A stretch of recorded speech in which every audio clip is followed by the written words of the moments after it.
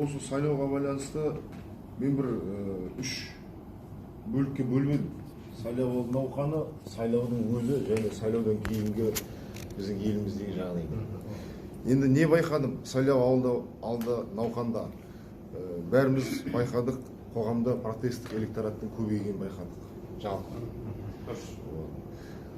Қоғамдағы наразылық, әртүрлі шешімін таппаған мәселелер, айтар болсақ, жалғыз басты аналардың көптігін кешегі 5 баланың қайтыс болғаннан кейін біз байқағанымыз, көшеге шыққан әйел адамдардың 80%-ы жалғыз басты аналар.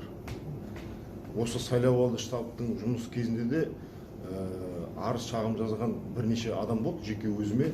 Олардың мәселесі де сол. Жалғыз басты аналар. Манағы айтқан отбасы мәселесі 27 жыл бойы кенде қалып қойды. 27-28 жылдың ішінде бір армия әйел адам пайда болды мемлекетімізде. Өте протестный электорат. Және олардың әрқайсысының артында 3-4 балалар бар. Олар да ертең біздің мемлекетімізге қарсы протестный электорат енді өсіп келе жатыр тағы да. Сосын мен байқағаным, әкесіз, некесіз балалар көбейіп бара жатыр. Статистикаға жүгінсек, мемлекетімізде туылған әрбір 5-ші бала некесіз туылған бала болып саналады. Ол да тенденция үлкейіп келе жатыр жыл сайын. Тағы бір байқағанымыз, екібастан ол жұмыссыз жастар. Тіпті керек десеңіз, намыссыз деп те мен айта аламын. Жастар керуенімен осы ауыл аймақтарда аралап жүргенде сондай көп жастар кездесті, жұмыс жоқ.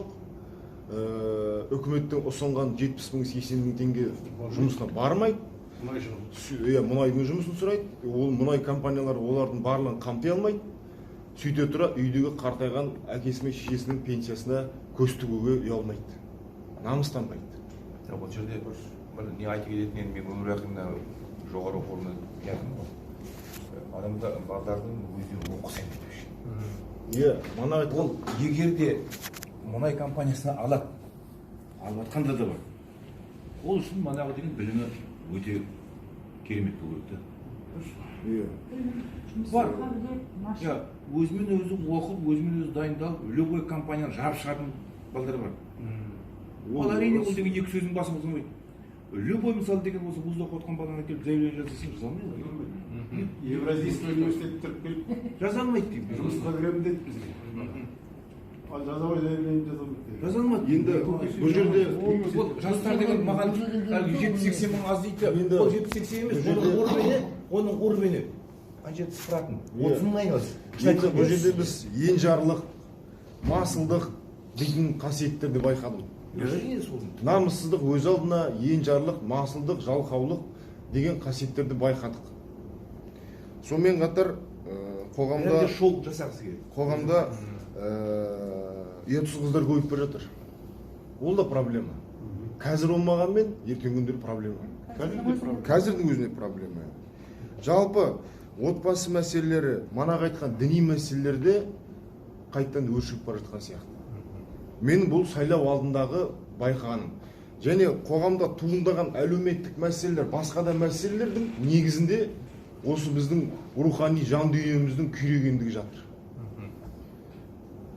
Егер де манағы мәселелер жөнделетін болса, онда экономикада, жұмыста, тұрғын үйде, білімде, басқасы да өзімен өзі қалпына келетініне мен ешқандай күмәндамаймын. Сондықтан манағы айтқан жастардың жат ұйымдардың етегін ұстап еріп кетуі, шетелдің ұйымдарының етегін ұстап еріп кетуі, олардың берген азды көпті гранттарына қызығушылық танытып, әртүрлі ұрандатып, жаңағы арандатушылық жасап жүргенінде осы біздің өзіміздің оларға рухани азық бермегеннің нәтижесі деп ойлаймын. Жалпы қоғамда жастардың әлеуметтенуі қиындап кетті. Жалпы толық алғанда олар өз орнын табу оларға қиындап кетті жастарға. Олар бағдар мынау қоғамға сіңісіп кету жолдарын білмей жатыр. Ана тасқа басын бұрады, мына тасқа басын бұрады, сөйтіп оның жасы дейтін едәуір жасқа келіп қалғанда, ол манағы біздің рухани құндылықтарымыз жұрдай дүбәрә болып шығады. Одан қандай ұрпақ шығады, өздеріңіз білесіз ағалар. Сондықтан осы мәселені мен аңғардым. Бұлардың қазіргі туындап жатқан мәселелердің түбінде, яғни осы қазіргі мәселенің түбінде біздің ұлттық идеологияның жоқтығы ма, ақсап жатқандығы ма көрінеді. Барлығының аштықысы түп тамыры осы мәселеде жатыр деп ойлаймын. Манағы отбасы шаңырақтың шайқалуы бізде қазір дейтін 37%-ға жетіп отыр. Облыс орталықтарында некенің жаңағы бұзылуы және де бұл жастардың алғашқы бірінші жылдықта болатын нәрсе екен. Мына достық үйінде медиациялық орталық ашып қойған екен, отбасылық орталық деп. Олар сол жаңағы мәселені сотқа жеткізбей, екі жастың арасындағы мәмілеге келтіріп, солардың бастарын қосып жіберіп жатыр өздерінше. Енді оның бас қосылып шаңырағы тіктеліп кетіп жатқанында оларда статистика жоқ. Біз бір жұмыс жүргіземіз, кетеді, достасып дейді. Ары қарай ол шынымен де жақсы болып кетті ма, әлде бір-екі айдан кейін екеуі үй жаққа кетті ма, тағы белгісіз. Оны ешкім жіпке түсіп жүргізіп жатқан ешкім жоқ. Соны келтіріп тұрған проблема шешілген жоқ. Иә. Сондықтан бұл жерде тағы да отбасы құндылықтарының, жалпы қазақи құндылықтарының дұрыс қалыптаспағанын біз байқаймыз. Бірақ енді ол бер жағындағы кілең жаңағыдай ішімдікке салынды дейді, анау дейді, мынау дейді, ол бертіндегі мәселе, бірақ түп тамырында осы мәселе бар шығар деп ойлаймын. Келесі кезең ол сайлау. Электоральный периодта не байқадық? Жалпы халықтың өзіндік ұйымдасуын байқадық біз. Бізге қарсылас үміткерлердің жұмысының жүйелі түрде жасалғанын байқадық. Яғни бұл жерде қоғам өзі ұйымдаса алатынын аңғардық біз. Қоғамның санасы ашылғанын, қоғамның психологиясының өзгеріске ұшырап бара жатқанын байқадық. Сондықтан қоғам өзгерісті, жаңашылдықты аңсайтынын байқадық. Және ең байқаған дүнием қоғамда рухани азыққа аштық пайда болғанын байқадық. Шөлдеп жатыр қоғам. Оған экономика, оған саясат, оған индустрия, оған ауыл шаруашылығы, оған өндіріс дейтін тіпті тойды ол. Оған рухани азық қажет екенін мына үгіт насихат кезінде ауыл аймақтарды аралап жүрген кезде мен өзім байқауым. Енді сайлаудан кейінгі қоғам деген үшінші бағыт. Осы сайлауға дейін Қасым-Жомарт Тоқаев осы достық үйінде біраз Маңғыстау жұртшылығымен кездесті ғой. Сол кезде бір сөйлеген сөзінде ендігі жерде мемлекетшілдікпен дәстүрді сабақтастырып елді дамытуымыз керек деген сөзі маған ұнады. Расында біз дәстүрімізден ажырамай, салтымыздан ажырамай мемлекетті дамытсақ, жақсы мемлекет қалыптасады, ұрпағымыз да сапалы болады, мықты болады деген ойдамын.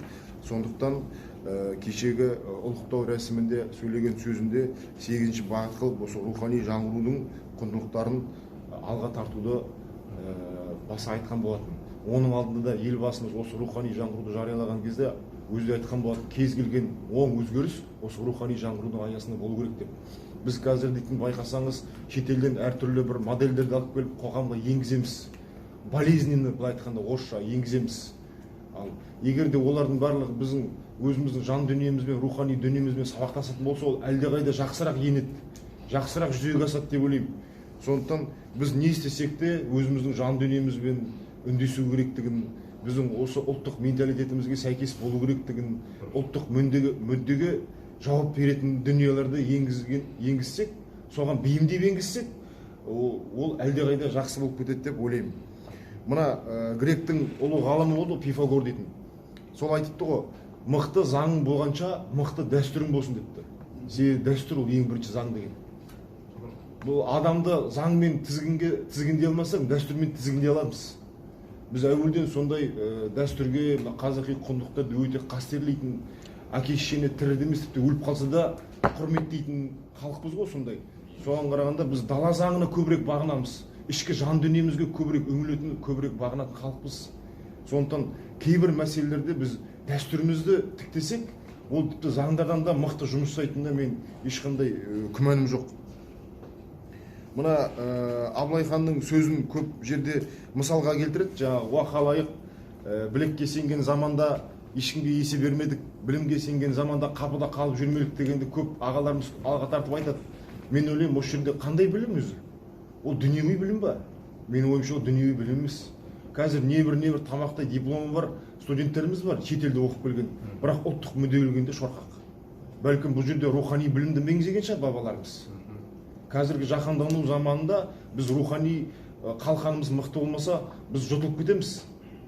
мынау қазір жаһандану дейтін сондай бір дүние, атыңды да сұрамайды, үстіңнен таптап өтеді. Біз соның бел ортасында отырмыз. Осы дүниеде, осы әлемде өмір сүргеннен кейін біз шетте қала алмаймыз. Ұнаса да, ұнамаса да ол бізге еніп әбден біраз жерге барды. Енді біз оған тосқауылда бола алмаймыз, тойтарыста бере алмаймыз. Менің ойымша біз жастардың санасынан осындай рухани иммунитет, рухани қалқан қалыптастыруымыз керек. Оған ең бірінші жаңағыдай айтқан ұлттық идеология керек. Өздеріңіз сияқты ел ағаларымыз атсалысып, осы жастардың көшін, керуеннің көшін соған қарай бұруымыз керек деп ойлаймын. Менің ойымша қазір Қазақстанның жаңа тарихындағы екінші президент сайланып, еліміздің дамуындағы жаңа парақ ашылды деп ойлаймын. Себебі бірінші елбасымыз болды, неге екінші президент бұл кісі де көп өзгеріс жасаймын деп жатыр. Манағы айтқан ұлттық кеңес құрамын деп жатыр. Расында мен үміттенемін. Жас буын болғаннан кейін жақсы үлкен үміт артамын. Осы ағаларымызға, осы жаңадан сайлаған президентімізге, өздеріңіз сияқты осы ел сайлайтын ақсақалдар осы жастардың көшінің, керуенін жақсы дұрыс жерге бұрады ма деп. Сондықтан бізде рухани білім, ол дүниеви білімнен алда тұру керек деп ойлаймын. Абу Насыр әл-Фараби айтты ғой, тәрбиесіз берген білім адамзаттың жауы деп. Сондықтан осы мәселе өте назарда болу керек. Былтыр біз мына Астана қаласындағы Назарбаев университеттің жанында мемлекеттік саясат мектебінде оқыдық. Сол кезде шетелдің мұғалімдері бізге дәріс оқыды. Сол кезде мына мемлекеттік құрылымды қайта қарау, реформалау бойынша Шпекбаев мырзаның кеңесшісі, Сингапурдың ғалымы екен, сол айтады, біз аналитика жасадық дейді. Осы сендерде болашақ бағдарламасымен оқыған студенттердің 1% ғана сіздерде жұмыс істейді дейді. Қалған 99% шетелде жүр. Ол не деген сөз? Ол елге отан сүйгіштік сезімі жоқ. Біздің мемлекетіміз бір базар сияқты. Келіп ақшасын, қалтасын томпитып кетіп қалады. Сонда біз қалай дамытамыз? Сонда біз оған дүниеге келгелі бері оған ақша салады, мемлекет оқытады, тоқтады, балабақшасы бар, басқасы бар. Сөйтеді да ол келеді да жеме-жеме жазылып жатыр ма? Жазылып жатыр. Сөйтеді. Мына жігіттің мына әңгімесі бар ғой. Жету керек ана жаққа. Дұрыс. Сол жаңағы оқытамыз, тоқтамыз, қарайған ақша саламыз. Ол шетелге барып, біздің бабаларымыздың табаны тимеген, қаламы тимеген жерге барып оқиды, елге қайтпай қалады. Сонда бұл кім, бұл қалай? Сонда біз ертең мәңгілік ел боламыз, шаңырақты кім ұстап қалды? Нағыз мықтыларымыз кетіп қалса. Неге? Себебі біз бала кезінде оның санасына ізгіліктің, рухани жаңағы қазақилықтың тұқымын екпедік. Біз оған ренжімеуіміз керек. Манағы айтқан кешегі әртүрлі секталарға кіріп кететін бауырларымыз да сондай. Біз оларда жамансың деп көкірегінен итермеуіміз керек. Бір қазақ жаман болса, біздің де кінәміз бар екенін біз ескеруіміз керек. Сондықтан мешіттің де мәселелерін енді біз зайыр мемлекет болғаннан кейін мемлекет мешіттің жаңағы діннің мәселесіне, дін мемлекеттің мәселесіне араласпайды деп заңды жүзде шегелеп айтылғанмен де соған бір араласатын күн туды деп ойлаймын. Себебі мешітке баратын жастардың дені әртүрлі секталарға кіріп жатса, ол қоғамға теріс әсерін тигізіп жатса, неге мемлекет онымен араласпау керек? Ол ішкі саясатқа кері әсерін тигізіп отыр ғой. Енді мешіттегі имамдардың да айтатын уағызы да 99% араби насихат, араби мәдениет. Бірде-бір өзім барған мешіттерде қазақтың ғұламаларын, қазақтың даналарын мысал ретінде келтіретін мешіт кемдеген, имам кемдеген, мешіт демей-ақ қояйын, мешіт Құдай дүние ғой, жалпы тұлғаларға қатысты, имамдарға қатысты. Бірнеше ретте айттым да мен, ағайындар, сендер неге мынау арабтың мәдениетін бізге айта бересіңдер, неғып сендер біз қазақтың мәдениетін айтпайсыңдар? Сендер тыңдап қарасам, мен бір қараңғы үңгірдің ішінде, бір қараңғы қапастың ішінде өмір сүрген сияқты бабаларым. Ал сайып келгенде осы ислам өркениетіне, ислам мәдениетіне менің түркілердің, мен бабаларымнан артық адам үлес қосқан жоқ сияқты осы ислам дініне. Бір арабилер бір азылмас, бір дін сояқтан пайда болды демесең, басқа не оларда? Қарайған ғұламалар, қарайған білімділер, ілімді адамдардың бәрі осы түркілерден шыққан. Қазақтардан да шыққандар да бар ішінде. Сондықтан осыған келгенде кішкене бір қазақи мәдениеті дәріптеңдерде біз айтып жатырмыз. Бірақ енді осы мәселе аға буын өкілдерінен бір болса сөздер салмақтылау бола ма деп ойлаймын ғой енді. Сондықтан осы біздің балаларымыздың сектаға кіріп жатқанында содан шығар деп ойлаймын. Жалпы ұлттық құндылықтарымыз насихатталмағаннан, тіпті ең азы жаңағы көлік жаулықты қалай киерін білмеген қыз қарындастарымыз арабтың басқа жат жұрттықтың жаңағы киім үлгісін еліктеп кетіп жатыр. Ал ол жаңағы ұятты жерін жабу деп қазақта жоқ деп кім айтты? Бізде бар. А неге оны кимейді? Неге басқаны киеді? Бәлкім біз бермейміз оны. Біз насихаттамаймыз. Ол іздейді. Ол мына сана толу керек, мына рухани сосуд толу керек. Ол толады ол. Мәселе немен толады? Және кім толтырады? Сода. Ол қазіргі ақпарат, миллиондаған ақпарат тасқынының заманында ол бірден толтырып алады ол. Сен бермесең басқа біреуден алады. Үйдегі балаға тамақ бермесең ол ұрлыққа барады ғой. Сол сияқты қоғамдағы адамға да біз рухани азық бермесек, ол басқа жақтан барып біреудің жүгінісінен тамақ жейді. Содан ол бұзылады. Бұзылғаны бір бөлек, ол өзіңе қарай шабатын болады ертең. Сондықтан мен ойлаймын, алдағы уақытта осы ел ағалары, ақсақалдарымыз осы мәселеден бір көкейінде жүрсе екен, осы мәселемен айналысса екен деп ойлаймын. Жалпы осыны айта келе бір рухани орталықтың ба қажеттілігі туындайтын сияқты. Бұл бір жерден бір жүйелі түрде жүзеге аспаса, бір жерден орталықтан жұмыс жасалмаса, және ол орталықтың және сол жұмыстардың бағыты осы заманауи технологиялармен сабақтастыру керек. Баяғы сарынмен еш нәрсе өнбейді. Біз қоғамға әсер ете алмаймыз. Тіпті керек десеңіз, мысал ретінде де айтып кетейін. Бұрында да айтып жүрмін, мынау тар заман, күлтегін, жақсы мына біздің төл тарихымызға негізделген кинолар түсіріледі. Оның барлығы мына таңертең 10-да, 11-де көрсетеді. Кешкі прайм таймда жоқ. Ол біз ұлтымызға бір жасаған саботаж сияқты көрінеді. Ал көшеде қараңызшы, билбордтың бәрі кірін бөліп төлеу, несие, жаңағы рассрочка, тағы бір деме. Қайда біздің дана халқымыздың қанатты сөздері қайда? Біздің Абай атамыздың сөзі қайда? Шәкәрімнің сөзі қайда? Біздің мына жақта Маңғыстаудың ойындағы билердің сөзі қайда? Қайда енді бір сусындамай ма ұрпақ? Жоқ біреуде. Кілең дүниеви сана болып кетті.